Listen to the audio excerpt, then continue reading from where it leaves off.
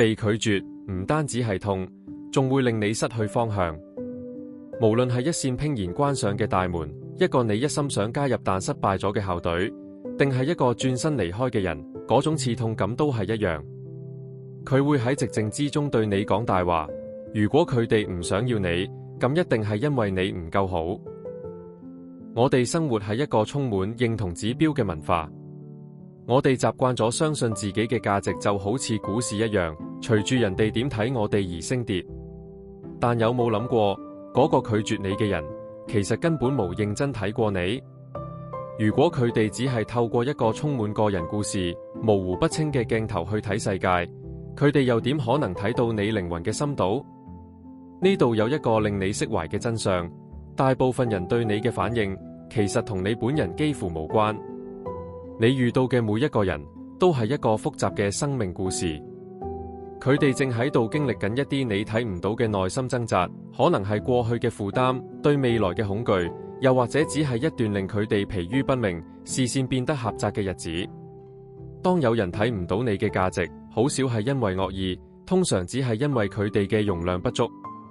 縱觀歷史，即使係最完美、最有恩典同真理嘅典範，都經常被身邊嘅人忽視。如果連最純淨嘅光都會因為人哋想追求一啲更顯眼、更方便嘅嘢而被掠過，點解我哋會期望每個人都有嗰種眼光去發現我哋內在嘅寶藏？佢哋無能力接收你，並唔會改變你本質嘅光芒。你嘅存在有一個深層而穩固嘅真相，你係被有心地創造出嚟嘅。你唔係一件大量生產嘅貨物，而係一個精心嘅設計。想象一下畫廊入面嘅一幅傑作，如果有個遊客行入嚟，望住幅畫話：我唔明呢幅嘢唔啱我，幅畫會唔會因此改變？畫上面嘅不足會唔會失去咗原本嘅意義？唔會。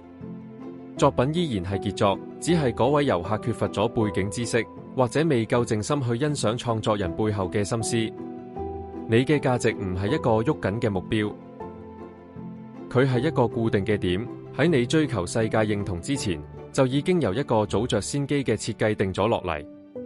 你係一首美麗嘅詩篇，即使有人唔識嗰種語言，都唔代表呢首詩會變得唔係詩。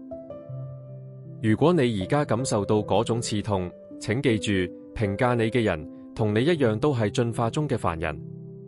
佢哋唔係你生命故事嘅作者，佢哋只係同行者，有時甚至迷失喺自己嘅迷霧入面。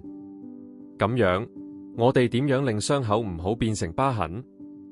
第一，我哋向人哋施予一份我哋都渴望得到嘅寬容。我哋要明白，睇唔到我哋嘅人，可能正受困於佢哋自己嘅盲點。佢哋嘅拒絕唔係對我哋人格嘅審判，而係佢哋一種生存嘅方式。我哋可以心平氣和咁放手，明白佢哋嘅旅程只係同我哋走向唔同嘅方向。第二，我哋要返去嗰個生命嘅錨點。如果你由得世界去定義你係邊個，你每個禮拜都會變咗另一個人。你會用盡一生，嘗試將自己磨成一件根本唔適合你嘅工具。但有一把聲音喺呢個世界對你有任何評價之前，就已經叫得出你嘅名。當你將自己拍喺嗰份穩固不變嘅愛入面，你就唔會被輕易動搖。被拒絕往往只係一種保護，等你不至於要委曲求全去擠進一個根本唔屬於你嘅空間。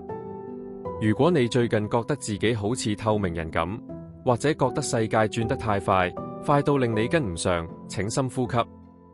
人哋睇唔到你嘅價值，其實係一個邀請，叫你去深思你生命背後嘅意義。你嘅召命唔係要令每個人都中意你，而係要對你內在那份獨特嘅光忠誠，喺呢個特定嘅歷史時刻將佢發揮出嚟。唔好俾一個凡人嘅變幻莫測掩蓋咗將你帶嚟呢度嗰份愛。你係一件進行中嘅傑作，你被看見，你被認得，你嘅價值係深厚而不可撼動嘅。繼續成長，繼續療癒，你正正就係處於你最應該喺嘅位置。